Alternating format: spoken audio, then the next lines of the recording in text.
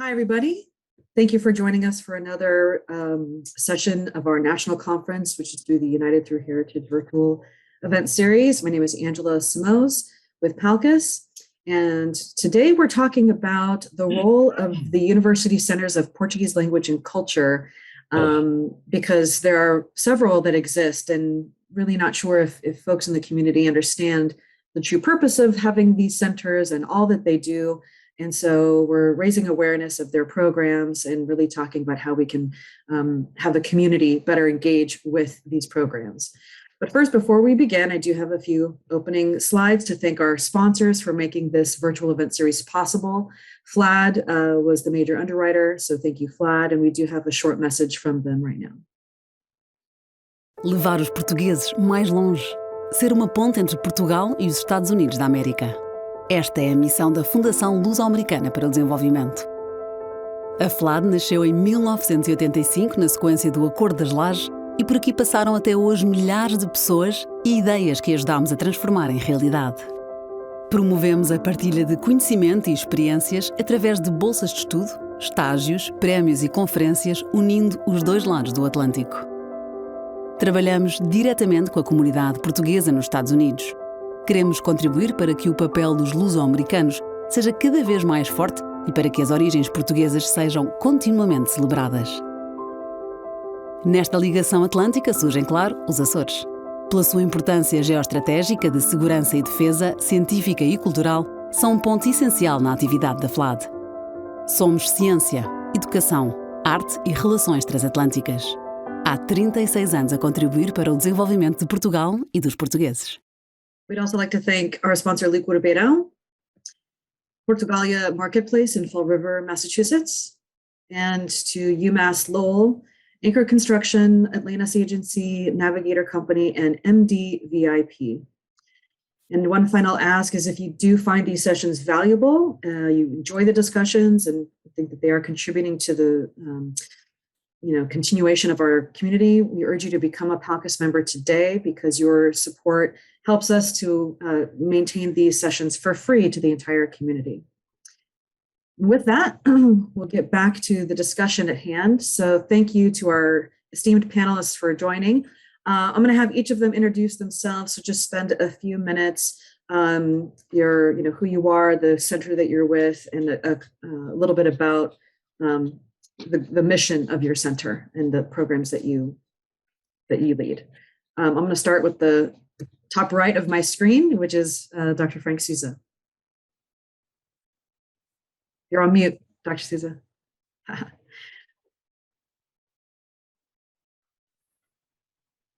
I was on mute because of my chihuahua who was barking loudly. It's a pleasure to be with everyone today. I'm Frank Souza. I'm the founding director of the Saab Center for Portuguese Studies at UMass Lowell, and was at one time the founding director of a center at UMass Dartmouth, and which is now so ably represented by our colleague here, Paula. So the center was established in 2013-14, and it organizes a series of events, colloquia, a lot of exhibitions, and the most recent of the initiatives of the center is the Greater Boston Portuguese American Digital Archive, which was made possible by a $300,000 grant from the William M. Wood Foundation. You would think that's a very American foundation, and it is, but the fellow was born Guilherme Silva. And it's an interesting story on its own right. But more than anything else, in terms of my identity, as Diniz pointed out earlier, I'm the brother of Father Emmanuel, the pastor of Our Lady of the Assumption in Turlock. And for now, I'll leave it there. Thank you, Dr. Souza. Diniz. Thank you all. I don't have a brother who's a priest, so I'm just going to have to be on my own. But I believe that our good friend Frank was mentioning that because indeed that did happen to me just about 2 months before the pandemic. I was in Turlock and I was talking about Frank. And someone said, Frank Souza, I don't know. And then I said again, yeah, Frank Souza, he teaches here, yeah. And they said, oh, o irmão do Padre Manuel. So, that's, it's one of those things that's the way it is. But I don't have a famous brother who's a priest, but I was going to go into priesthood. That's about as close as I got. Thank you all for being here. It's a pleasure to be here with everyone. Thank you for the invite, Angela. PBBI is the name of the center, Portuguese Beyond Borders Institute. It is kind of a baby. It is a baby. It began in 2019, so 2 years ago. And it came out of a project that the Luso-American Education Foundation had done, which was the strategic plan for the teaching of the Portuguese language in California. We have one that was called Portuguese Beyond Borders. It was put together by community leaders from different parts of California. And from there, with the Luso-American Education Foundation agreement, we gave the name to the center. So it began in 2019, February of 2019, where basically we work with 3 different colleges, although we work with all of the different colleges at the university, but we're housed in 3 colleges: the College of Social Science, Arts and Humanity, and the Jordan College of Agricultural Science and Technology, because it began basically before the institute as an exchange program between the University of the Azores, the Terceira campus, which is dedicated to ag in part, and the Jordan College of Agricultural Science and Technology, which, by the way, sort of like Frank, it doesn't have a very Portuguese. It actually is called Jordan College because of a grant of $28 million, a gift that was given to the university for the ag department. And then became the Jordan College. Not very Portuguese, but his name was Aníbal Jordão. And so the social science, because of our oral history project, and the College of Arts and Humanities, where we have most of the other projects. So we are concentrating on a couple things. We have a lecture series and a conference series every semester. And we also have a Portuguese oral history project. That is where we spend a lot of our efforts, have spent, especially in the last 14 to 18 months, even with the pandemic. Oral history is something that we needed really badly here in Central California. It's been done in different parts, including UC Berkeley did a fine job with Deolinda up in the Bay Area and throughout California as well. And so we will have, we've established also Bruma Publications, and we have a community of historian writers that we just began, and a couple of other events. We are independent from the Portuguese Studies program. So the center basically works with 3 different colleges and with various projects at the university. But of course, we work closely with the Portuguese Studies program, but we are not a part of the Portuguese Studies program. Thank you, Diniz. Paula. Sorry, didn't mean to put you on the spot there. Just going in order of my screen. There we go. She's working on it. There we go. All right. Thank you. Your order is not my order. That's I know, right? So yeah. So thank you for the invitation, and thank you to the viewers. I'm Dr. Paula Nunes. I'm director of the Center for Portuguese Studies and Culture here at the University of Massachusetts in Dartmouth.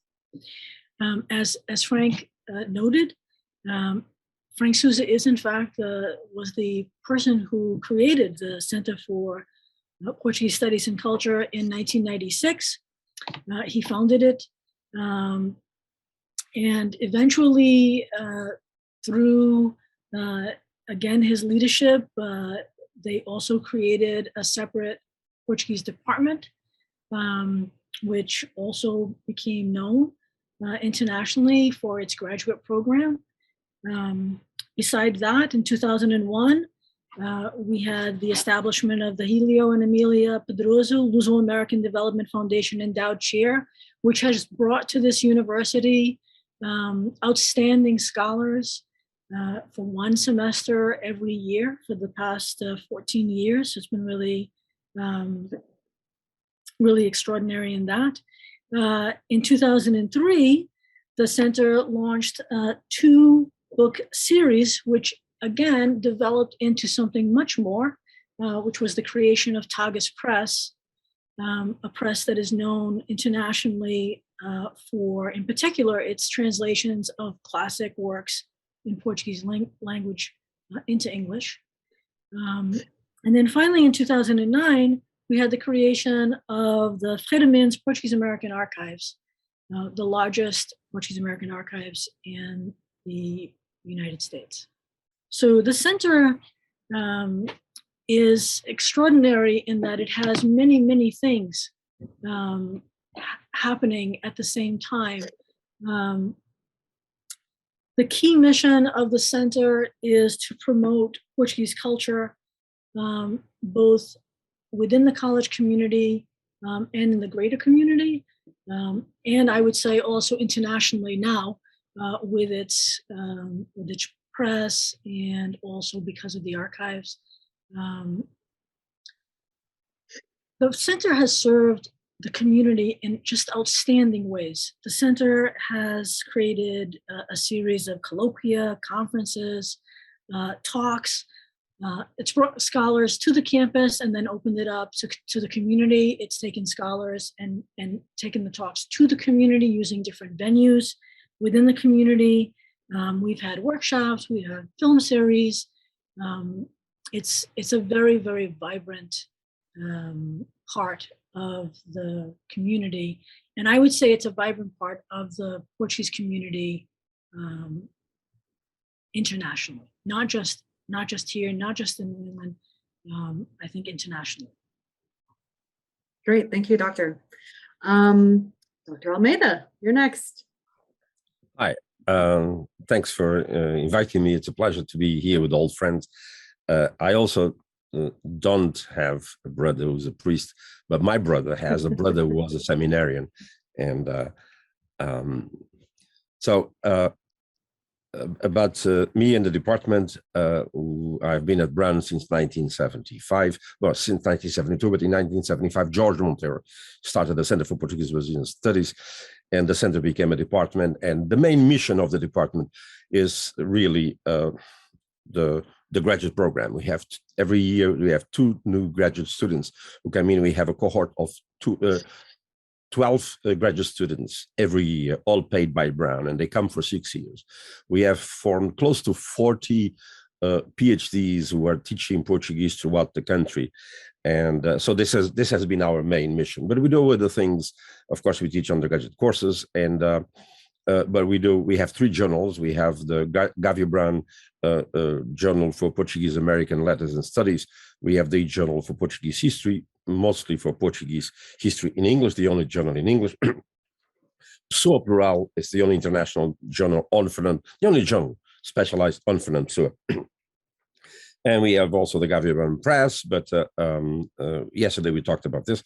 And we do all kinds of other things, the community run here, community at large, and we all involved everywhere, all over the world where we are asked to cooperate. And we have been doing our best to always cooperate with all the other departments and all the other centers of Portuguese studies in the United States. You know that we have always been open to all sorts of cooperations here with institutions here and the Azores and Portugal and Brazil, and this has been our attitude, and we are always open to cooperate. And this is why I could not say no to this get together today to talk about what we are doing. Excellent. Thank you, Dr. Almeida. Dr. Adao. Good morning, everyone, or I guess for some of you, maybe afternoon already. And thank you for the invitation. It's a great pleasure to participate in this program. So I am at the Center for Portuguese Studies at UC Berkeley.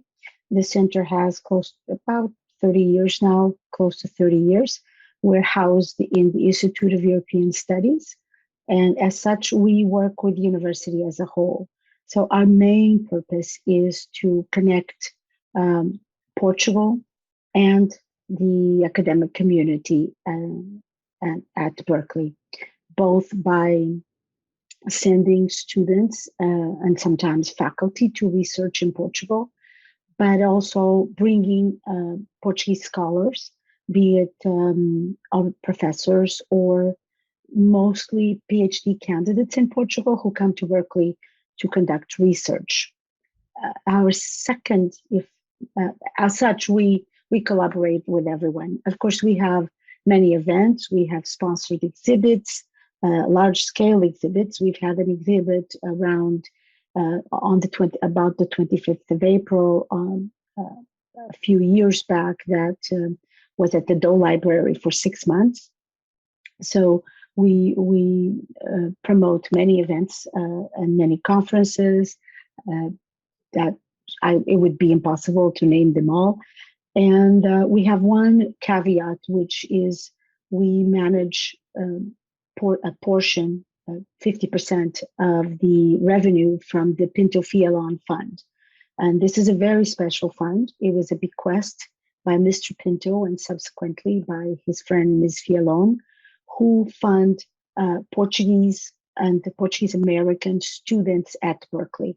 The fund is exclusively for students. There are no administration costs permitted to take from the grant.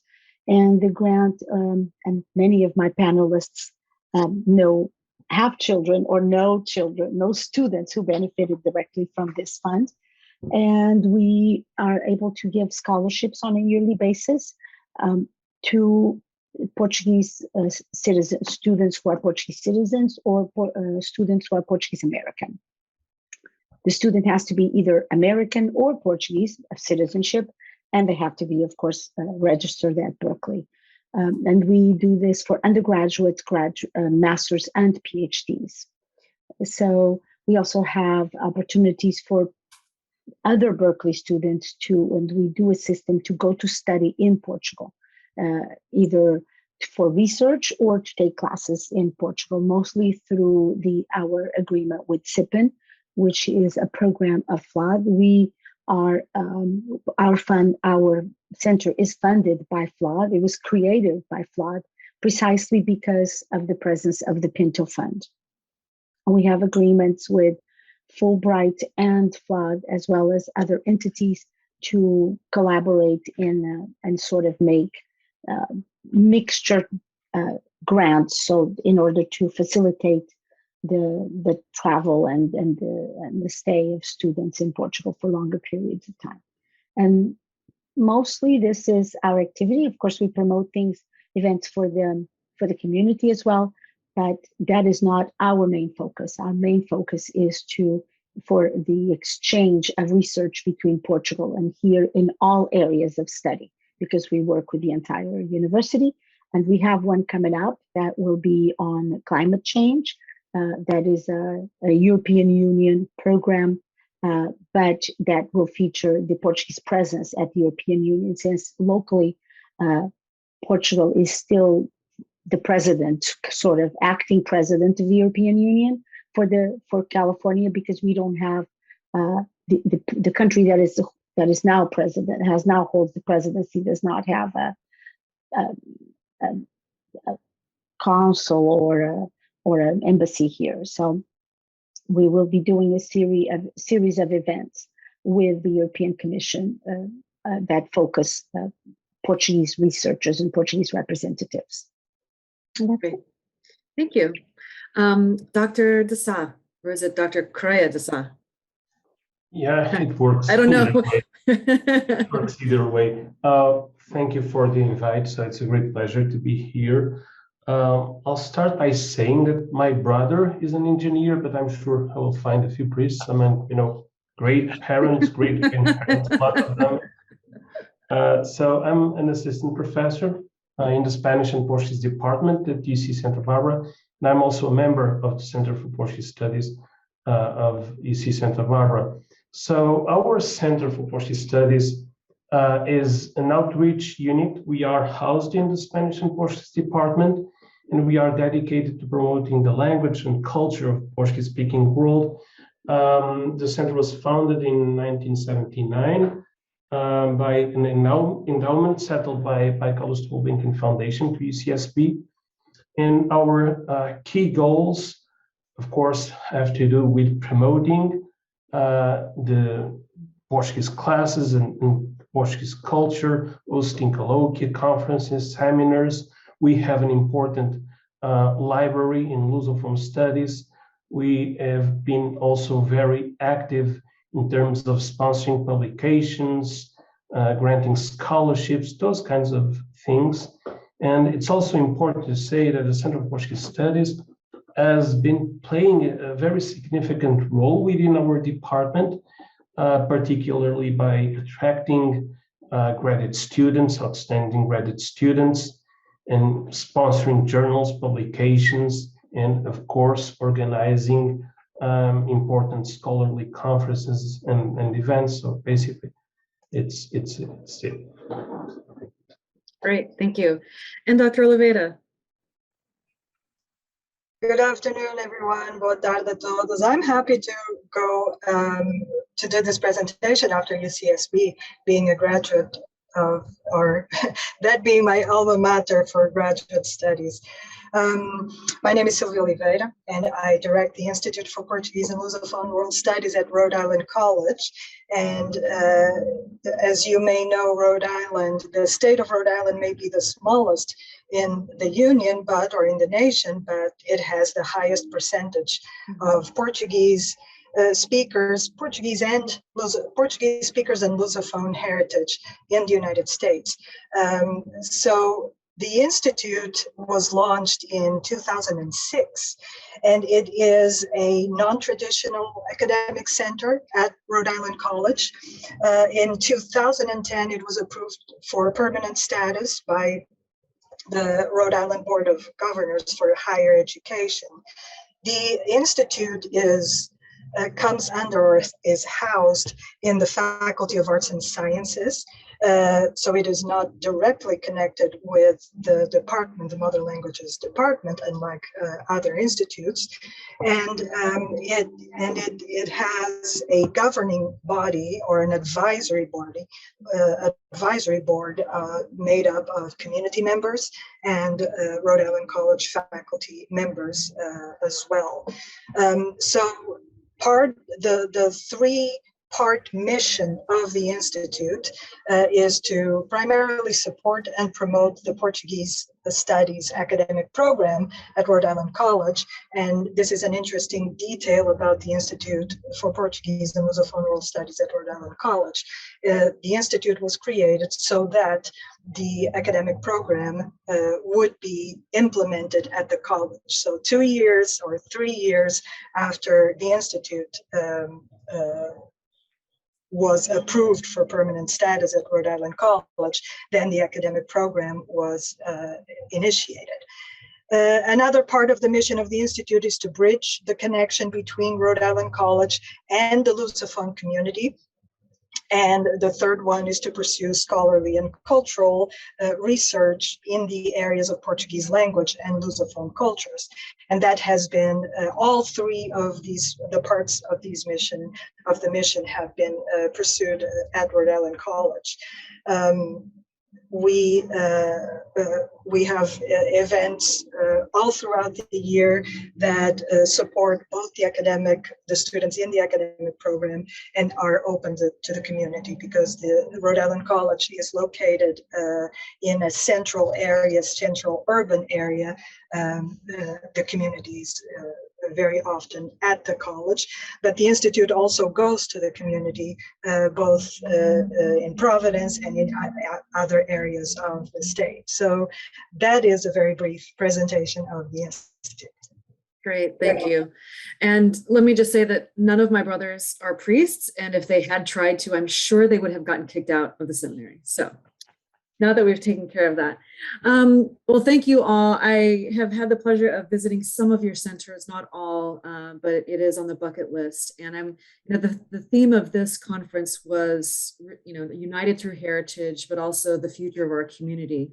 So I'm wondering, and we'll take volunteers, we're not gonna go in any specific order. Can you talk about some of the, whether it's events in the last couple of years, Zoom sessions, or anything that has really resonated with the community that, maybe this event, you had a lot of attendees and maybe some others you didn't. So what were some of the things that your center has done that has been really well received by the community, and that you would like to do more of? And because that could be something that other centers do, or even organizations in the community can take. So Angela, if I could just say a word about centers, the importance of centers, of how they function at a university. They're independent from departments, and just as importantly, independent from the language departments that might have a multitude of languages, several languages offered. So it offers a freedom to do things and to develop programs that would be very difficult to do within a department. And so it's what Diniz was referring to, how his center is independent from the Portuguese program. But just as important, he could probably agree, is that it's also independent from, in general, the language department. And so it allows him to do things. And so in a university system where fundraising is so important, in regions where there are a considerable number of Portuguese Americans residing there, a center can have an amazing impact and an amazing ability to connect to the community that a department does not. A department is within a very fixed structure, a sort of a silo within the university. A center is much more malleable and much more easily able to reach out to the community, and the community can have an impact through a center that it could never have through a department. And so for the people who are listening to us, if they live in a region that it has a considerable Portuguese population, and a Portuguese population that inevitably in 2021 has arrived in many respects in American society, both in wealth and culture, etc., is that community can have a vehicle to have a real impact. And the university, vice versa, has that vehicle that it can be used to have an impact on the region. And so I just wanted to say that in terms of how it is the centers work, the independence of them, and how centers can be multi-discipline, as Diniz suggested earlier, and Deolinda, so that they can do things that a department cannot. And so it's in the position to connect to the Portuguese community. And the community needs to take advantage of this, given the tremendous pressure that is brought to bear on chancellors and presidents of university to do fundraising. The community is now in a position to do things, to affect changes within a university that, let's say, 30 years ago would have been, 40 years ago would have been much more difficult, if not impossible. Much more difficult, though, of course, as Onesimo and George Monteiro showed, they could do it in the early 70s at Brown. But I just wanted to say that as sort of, for people to understand how it is a center can have an impact that a department cannot, and why you would want to create a center to do these amazing things like create a press and do all these things that a department would not be able to do as a rule.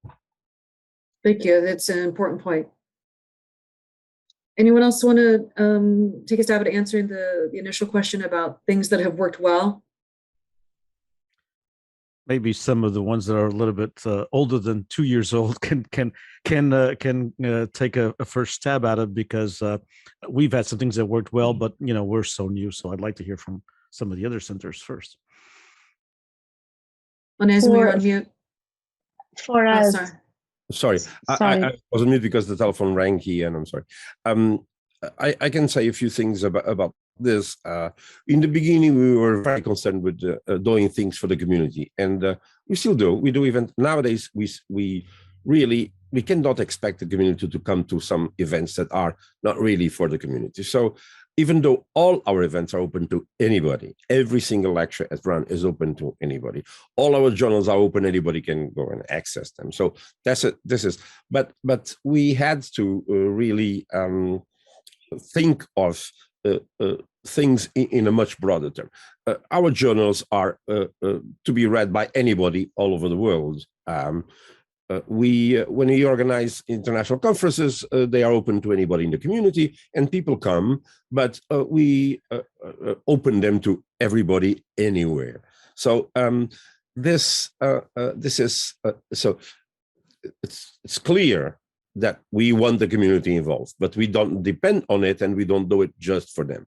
But we realize also that, for instance, here at Brown, it's not easy for people to come to Brown. Some of them don't feel comfortable. Parking is maybe complicated. So what we've decided to do is this: we co-organize things with organizations around here. We have been doing now lots of things with back to the Whaley Museum. The Whaley Museum is playing a very important role now in promoting tonight. We have an event a lecture, the fourth of Portuguese lecture series. We are having 3 to 4 a year. So they have their outreach, and we do this with them. I organize it, but I don't do it at Brown. It's much better to do it in either Fall River or New Bedford, or when we had the Casa dos Açores here in East Providence, lots of events. When we had Portuguese speakers, we organized them at the Casa dos Açores because everybody would go there. It was right next to the church. They were used to go there, and we had always a much larger presence. But so we decided to this event is good for the community, so let us go to the community where the community can go. Again, all the events are run here. Were, are, and will always be open to the community. So this is the approach that we've been taking, and but we cannot expect the community to come for a specialized conference on solar. But there are people out there who are interested. Let them come, and the more the merrier. And so you have to really differentiate and don't expect the community to be interested in all the things that academics are interested in. True. Deolinda, I think you were also going to say something. Well, I was actually going to say much of what Onesimo said. Because, just like Brown, many of the events we host and we promote are scientific events. That have an interest to a particular group of people. There are, of course, we do try to do events that have musical performances and poetry readings and things of that nature. And we do collaborate with, we have a much smaller Portuguese community in our area, but there is a group in San Pablo which is sufficiently close, and we do collaborate with them in many ways. Sometimes providing ways for them to host us, and for them that being a fundraiser, which serves our purposes and their purposes, and we try to collaborate as well as we can with the community, with sponsored films and mostly performative events. Of course, just like Onesimo said, the community is welcomed and to any event we have. We have community representation on our board, but the truth of the matter is that if they're afraid to go to Brown, they're even more afraid to come to Berkeley. It's sort of like all kinds of horrible things are going to happen. So we do have that to try to also take it out a little bit and solve it that way. I think Brown does have a large community around it, but we do not. We are one of the centers that is mostly university focused and research exchange focused. But although we, of course, I think we have a very large depository of oral histories, as Diniz said, which I invite anybody. They're open at the Portuguese Oral History Project of the Bancroft. And so we do have community-based things that we sponsor, but again, it's not exactly the main purpose of our existence. Sure. The idea of partnering with community organizations, though, to host certain ones, I think that's a great idea, because it takes it to the people, right? Because yes, Berkeley is hard to navigate sometimes, for sure. Anyone else, Dr. Paula? Sure. If I could step in for a second. So I'll use the example of an event that we had on campus prior to COVID-19. So 2 years ago, I should say that also that I'm also the faculty director of the Rhode Portuguese American Archives on campus. So 2 years ago, when I became faculty director, it was the anniversary of the archives. It was the 10th anniversary. And so to celebrate that event, beside other things, we invited a pianist, Diniz Andrade, who's a classically trained pianist from Portugal. She's studying She had studied in Boston and earned her PhD. She gave a public performance. So this was a performance of classical music, classical Portuguese music, a Portuguese composer. We had, the event took place in the middle of the week in the evening, yet we had over 80 people in attendance. And the majority of them were actually from the community. So it was a well-received community event that was organized between the center and the Fredeman's Portuguese American Archives. So the beauty of that was that we were able to bring this classically trained pianist to the campus. It really introduced a musical tradition that maybe is not pursued that much within the Portuguese community. So a different perspective on music and the tradition of music within Portugal.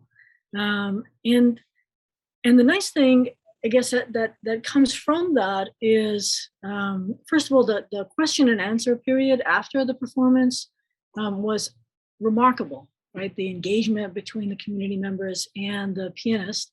But also Inês Andrade is an organizer for the Bendada Youth Festival. The Bendada Music Youth Festival in Portugal takes place in July. And now what the center is hoping to do, working with the PBBI on campus, is we're hoping to be able to have 2 scholarships for students from UMass Dartmouth who study music to go there to the Bendada Youth Music Festival, so that we can, pay their transport and also their stay and all the little fees involved. So it gives our students a different opportunity, right? It's an international youth festival, so they'd be meeting students from not just Portugal but all over Europe predominantly, but some other areas.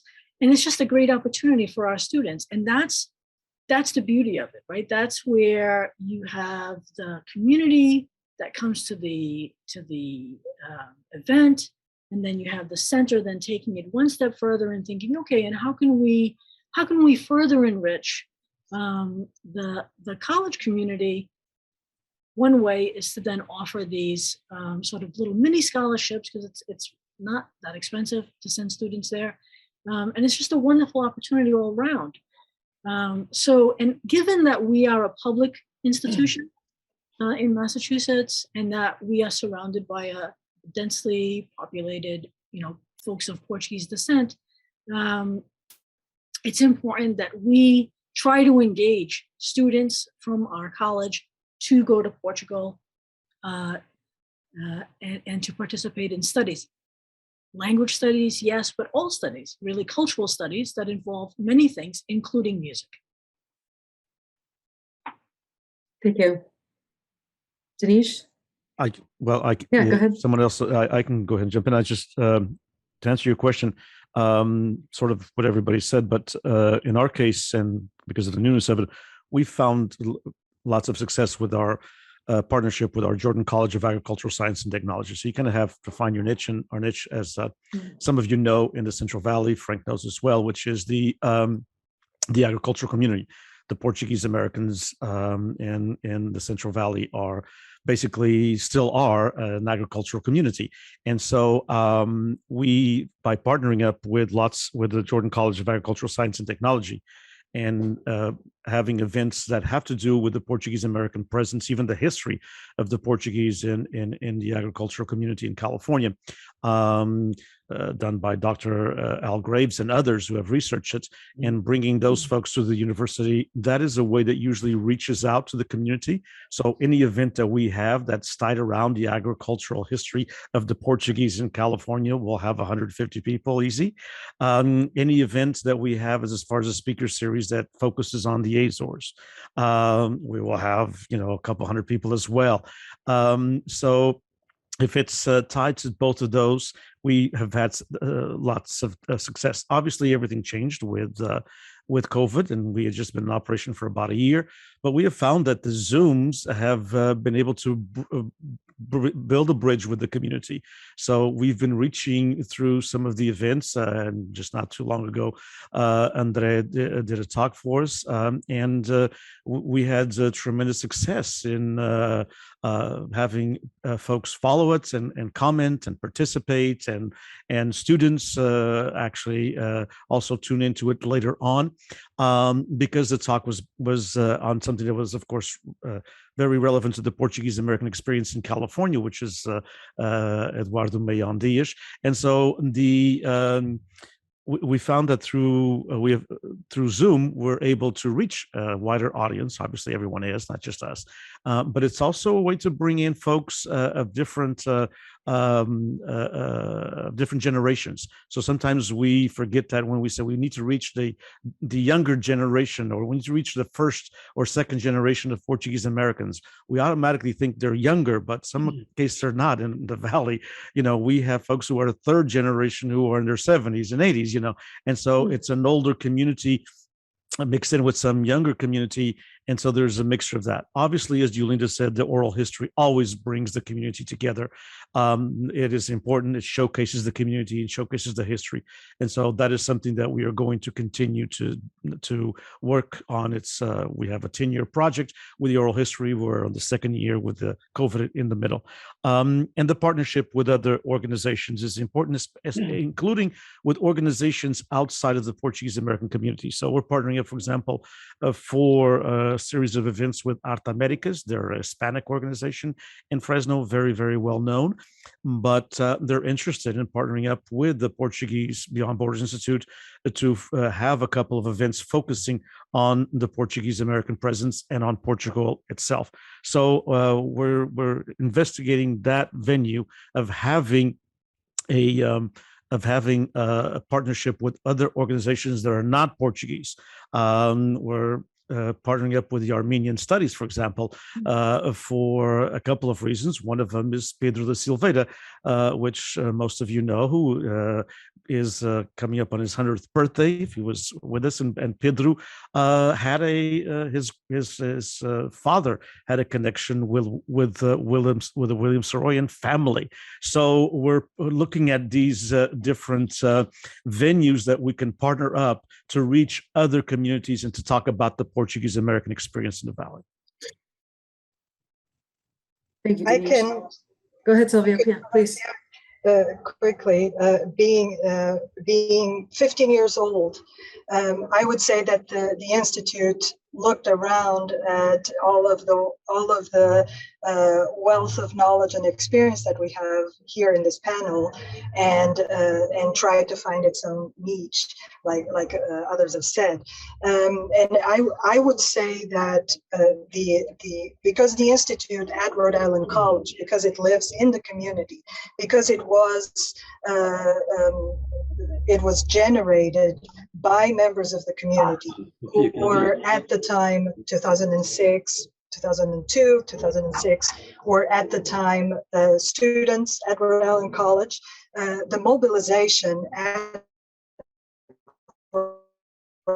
Rhode Island College was a faculty and different members of the community to develop Portuguese at Rhode Island College, both academically and institutionally.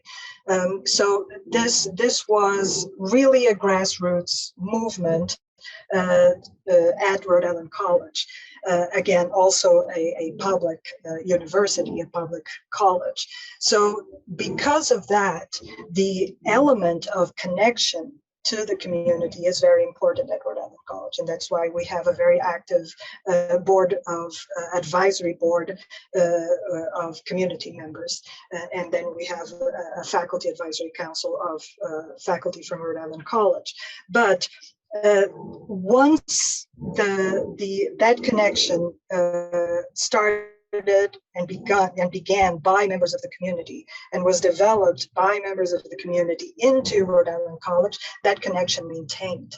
And the Institute has been very involved with the Day of Portugal organization, for instance.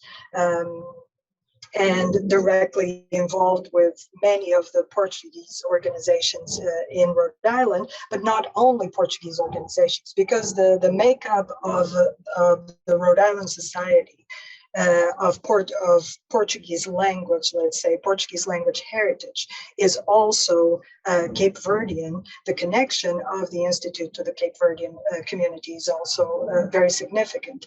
And interestingly, the profile of our students is exactly at Rhode Island College mirrors very closely the profile of the Portuguese, very diverse student population. I don't know if you can, I'm getting some notices. Okay. We have a very diverse student population and very diverse connection to the community and community presence at Rhode Island College. Sylvia has a strained connection. One thing that I will point out, no, not better. You just keep cutting out a little bit, so it's Sorry okay. about that. That's okay. I'll end in a couple of seconds. One thing that is our focus is mentorship of our students into their studies and post studies after the undergraduate level. So that has become the focus of our efforts at the Institute, together with the academic program, is student mentorship. Thank you. We are coming to an end, but I do want to hear from Andre and then Frank as well, and then we can end with some final thoughts. Yeah, So, I just want to add something. So I want to answer your question through a different angle, and as a very, let's say, isolated member of the community, because we don't really have a community in this area. So I want to share a personal experience. I came to California in 2017. I had never been here before. And quite frankly, before starting to follow and offering my little contribution to PBBI, I wasn't really aware of community life in California, but I had opportunity to know more about it. And I truly thank Diniz for doing all he does. And it clicked something important. I basically knew nothing in first hand. And these events often took me to parts of society I wasn't familiar with. And I really picked up a lot from many people. At the same time, Onesimo and Deolinda also made very good points. So a part of what I do in the center on a daily basis naturally has to do with academic work. And academic work is often locked in a bubble and does not focus on or relate to the life of communities. But another part of our effort has to do with the responsibility to maintain a culturally active presence, capable of doing what we have to do in terms of promoting Portuguese culture. And I think that our task, and particularly my task, would be greatly helped if there's someone willing to serve as a kind of a close liaison between the academic institutions and diaspora networks, particularly I'd say in terms of resources and influence. And that's what I wanted to add. So I have a kind of an ambiguous double experience because I learned a lot by going to the events organized in other centers. And, I try to make them my role models for the future. Mm-hmm. It's a great suggestion. And I would say that maybe PALCUS could serve in that capacity to an extent, for sure. Frank. Yeah, I just wanted to say something about in relation to the question, in response to your question, what has been successful in terms of the community? And I would say the archive that we've developed recently in the last year has really resonated with the community. We've got an amazing number of collections even during COVID, and that's going extremely well. And that's reaching out to the immigrant generation, second, third, and even fourth generations that we're working with now, people donating their collections, amazing collections of documents, et cetera. So that has really resonated with the community. So that is something that really only university can do. I mean, who can put together an archive? It really has to be a university. And I think the community understands the role that a university can have in promoting its interest, in promoting its history and culture. And the other thing are exhibitions. We've run several exhibitions, two of which were specifically related to the history and culture of the Portuguese in Lowell. And we had tremendous number of people who came out to these events, and they were held at the Lowell National Historical Park. And Diniz talked about partnerships earlier. This is really important. The Lowell National Historical Park, after the university, is probably the most important public institution in Lowell. And it is an institution that had never held anything Portuguese. And so all of a sudden we had two exhibitions there, and we had an amazing turnout for those, 150 to 200 people showed up. And we invited the Holy Ghost Marching Band to perform at the park. There's a beautiful outdoor park there at this park, and so it was the first time. So there have been Portuguese marching bands in Lowell for over 110 years, and it was the first time that a Portuguese band had performed at the park, a place that I think the community always saw as far away from it, as distant, that it's only a mile from the community and the center of the community. And so I think these things really bring enthusiasm to the community. They feel that visible, a community that has often been considered invisible. And so we also organized concerts. We had Marisa 2 years ago, right before the pandemic, and we had 1,200 people come to this. And a very sizable percentage were not Portuguese, probably at least a third to a half. And so it was a way to introduce Portuguese music to a population, to a region that never paid any attention to Portuguese music. And so we now have a mailing list, an email list of over 7,000 people, many of them non-Portuguese, who are simply interested. And so that really builds support for everything else that we do in terms of promoting things Portuguese, when you can also reach out to the non-Portuguese and have them feel like they have a stake in what you are doing. So, but in terms of reaching out to the community, those are the two things: major concerts, exhibitions, and I think the archive that brings together the different generations, including the oral history. We've been interviewing people that are third and fourth generation in terms of the oral histories. And so that has brought people together, I think, more than anything else, the things that I just enumerated.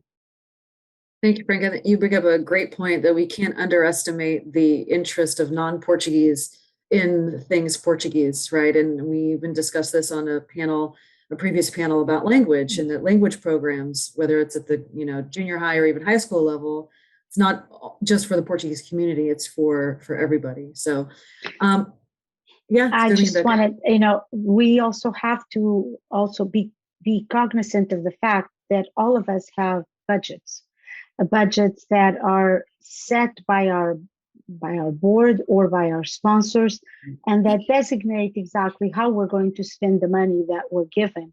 And unfortunately, and I'm so happy that Frank got to hire Marisa, we would all have 1,200 people, but not many of us have the budget that we can allocate to get a top name artist such as that. So we need to sometimes be very creative and that to me is through partnerships.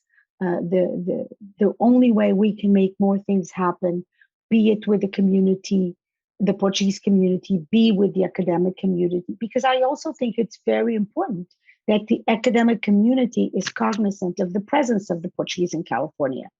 That one of my pet peeves is that there's no mention of the contribution of the Portuguese in California history. And we were our ancestors were the founders of agriculture in California. We're not the only ones, but we were definitely there.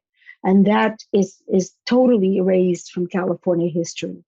So perhaps maybe this is something that PALCUS can assist, but to connect different areas, political connections to local and statewide, two Portuguese centers so that we can do events to which these people are invited that are not specifically talking about political involvement, but everything is politics. The air we breathe is politics. So if we want to grow our presence and our visibility, we need to be open to all sorts of things. And there are many things that PALCUS can intervene. Especially in California, we have a well-established web. It's a question of bringing everybody into the web and not just a few people into the web. And that's what's really important. It is important to have centers that are catered to the community. That's extremely important. It keeps cohesiveness, but it is also important to maintain centers that are targeting high-level research and high-level research teams and works of that type. So I think we need to think of a wider community. The Portuguese are everywhere in every field. We're all community, and not try to separate them as much. I think going forward, this may be simplified and facilitated, because I do not see that we're going to go to present-only conferences ever again. I think all conferences from now on will be hybrid, and so, which is a great thing. If we have anything good that came out of this insanity, perhaps that may be it. So I think it's time for all of us to be a little bit creative and just think totally outside of the box. We had something totally outside of the box, that wonderful dinner at Uma Casa. Who would have thought? And it worked beautifully. It was a great event for all of us. So it's just an example. And again, thank you for sponsoring this. Yes, sure. I just want to chime in quickly about the Marisa event. We raised 3 times what it cost to bring Marisa in. So it was actually a fundraiser for our center. I just wanted to say that. And that's a great point to make, Frank, is that there's lots of different ways to have fundraisers, and I think whether you're a university center or a local club, I think, or even PALCUS, we're always looking for different ways to fundraise. We do have a comment here on Zoom that says we also have Portuguese museums that showcase our culture and heritage, which is absolutely true. We've already mentioned the Whaling Museum, but Mary Al-Sheikh is here from the Portuguese Historical Museum in San Jose. And I will say, even, PALCUS, we get a lot of requests for where can we donate our collections of things. So, good to know that the centers, for example, Frank, like yours, will take collections. So we are at our time. I think it would be important to, as I said, with each session, have an action item for our viewers watching this session. So we'll go around the screen here, and if you could just take 20 seconds to give an action item to our viewers. And if that is, if you're a president of the club and you want us to partner with something, reach out to us or look us up and share our programs with your members, or if it is anything that you think would be helpful to increase the engagement for your organization, for your center. It could be anything. So we'll start with Onesimo. You're on Zoom. You're on mute. Sorry. In 4 hours, Brianna Medeiros will give a lecture, the 4th of the Whaling Museum Portuguese lecture series. She'll be talking about Azorian and Cape Verdean, and it will be a most interesting topic for people interested. Brianna Medeiros, Whaling Museum, to all of you, I'll send the link, and that's it for now. Thank you. Silvia. Keeping with the mentorship idea, something that already happens on a regular basis, we are contacted constantly by local organizations of all areas, from the health services to cultural organizations, asking us very simply, do you have any students who might have internship needs, who speak Portuguese and who are fluent culturally and linguistically? So they already reach out to us. Anyone who might be, who is listening, who might have those needs, do reach out to us, because that is one thing that we do very, very well. And we provide mentorship on our side, and we expect then the industry to continue the mentorship on their side. That's great. Andre. So basically, I just want to say, reach out. Santa Barbara, UC Santa Barbara is a great school. Santa Barbara is a great place. We are a bit far from Portuguese American communities. However, we are open to be part of this network. So basically, that's what I want to say. Reach out. Thank you. Diniz. Thanks to all of you. I've learned a lot. I took a lot of notes. I love the mentorship idea, Silvia, and I'm going to get a hold of you to give more information on that. I believe that just one quick thing, it's a very California thing, but our governor just approved, and it kind of goes in the line what Deolinda said. Our governor just approved the ethnic studies course as mandatory for high school students starting in 25-26. PBBI is starting a task force, and of course, Deolinda will be on it, I hope.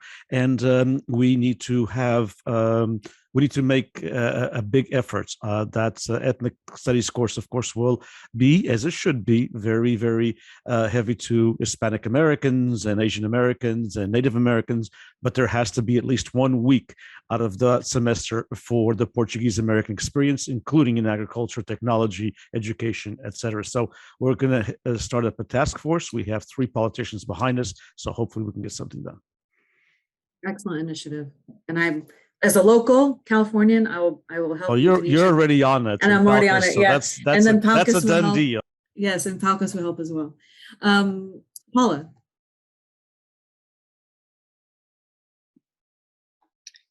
So I would end by saying that happily I can relate to our listeners that in this budget, this new budget year, the center was allotted $250,000 by the state legislators. I'm very, very thankful and very appreciative of that.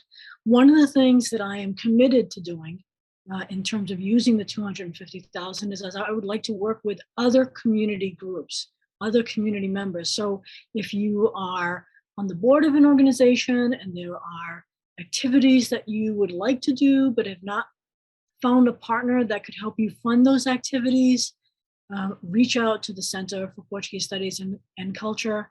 That is a priority for me, to work with community organizations. And so I would say that you will be helping us as much as we can help you. Thank you. It's a great ask. Not everybody can offer money. I was going to ask for some. I was going to ask. And I want to remind everyone that at UMass Lowell Center for Portuguese Studies, Saab Center for Portuguese Studies, Saab, is organizing a lecture today at 5 p.m., a virtual lecture with Paul Manuel of American University on Portugal's reaction and how Portugal, in many ways, reacted beautifully to COVID and is a shining star in terms of how to deal with the pandemic. That's at 5 p.m. today.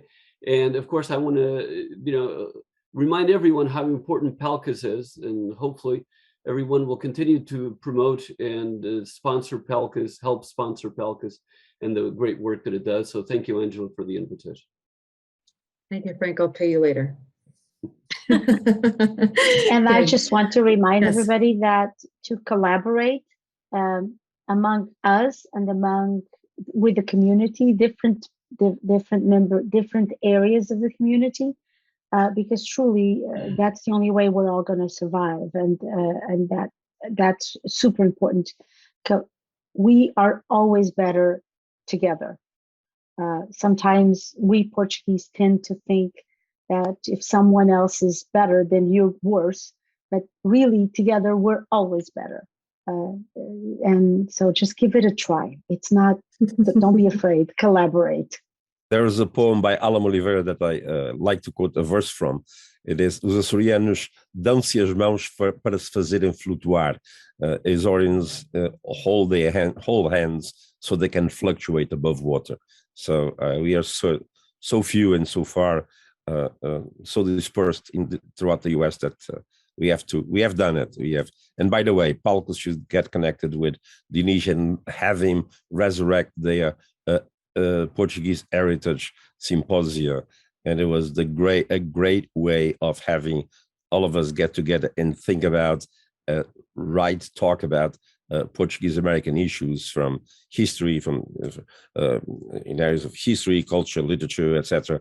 And it was an amazing job he did then, and he should, now that he is now at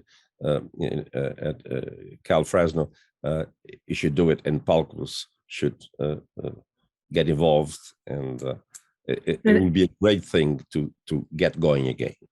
Diniz, I think Onesimo just gave us another project You can ask to money work from, on. get some money from Paula.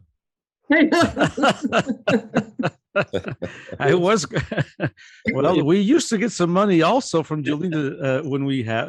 She was a great supporter when we did it for 12 years. But indeed, I and Frank presented his book. That was many years ago. I don't know if Frank remembers that at one of the symposiums when he was. So indeed, we do need a few more of those opportunities. So thank you all. I was just going to, if there's anyone from San Jose here, think of building a center at the university, at San Jose State University. There's a place that should have a center. Yes, but it has always been a very complicated case there. But yeah. And I'm going to try to find a famous brother so I can also be Irmão do Padre Manuel. I am known in Turlock as a friend of Father Manuel and one of the guys who appreciates his humor. He is next to Onesimo, the best storyteller that I know. He has great jokes. Yeah. Yes, he does. Well, and on that note, God bless all of our brothers who are priests. And thank you all for joining. Thank you all for watching. This is just the beginning of this discussion, and we'll be following up with reports and action items and more sessions and all of that.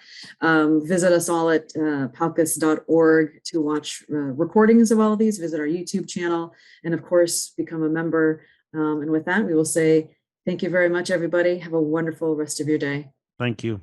Thank you. Thank you. Um abraço. Até breve. Ciao. Thank you.